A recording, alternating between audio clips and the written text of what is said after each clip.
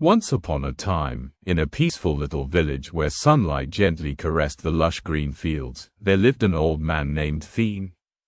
He was not a wealthy man. He owned neither much land nor money. But his most precious treasure was a magnificent white horse, its coat pure as snow, flawless and shimmering, with rosy skin and striking blue eyes, the rare traits of an albino horse.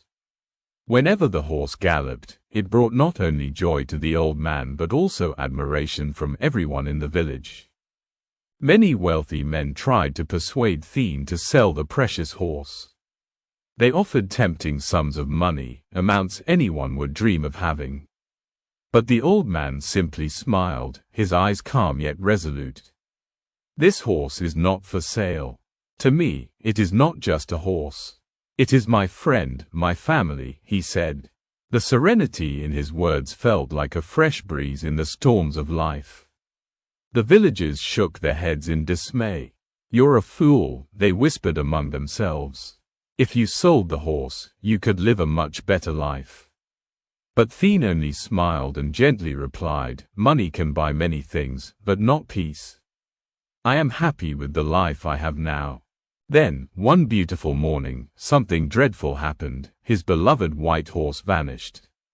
His heart sank, empty and heavy. The terrible news spread quickly, and soon the villagers gathered around him. "Your horse is gone. What bad luck. You should have sold it while you had the chance," they jeered. The old man simply murmured, "Maybe it's bad luck. Maybe not. Who can say?" The villagers could not understand and looked at him suspiciously. 3 days passed, and sorrow weighed on his heart like a raging storm. But one morning, as the first light of dawn broke, the white horse returned. And not alone, it brought with it 3 wild horses from the distant mountains. A miracle had happened. The villagers were astonished and exclaimed, "You are so lucky. You lost 1 horse and now you have 4. Yet, even in this moment of joy, the old man quietly replied, "Maybe it's good luck. Maybe not. Life always has its way of balancing things. We must wait and see what happens next." The villagers could not comprehend his calmness. Meanwhile, the old man's son, a strong, healthy young man, decided to train the wild horses. He wanted to help his father and make the horses useful for their family's life. But fate was not so kind. One day, while riding one of the wild horses, the young man suffered a terrible accident and broke his leg. The tragic news once again stirred the village. "Oh, what misfortune! First the horse ran away, and now your only son is injured," they exclaimed. They could not imagine the pain the old man must feel.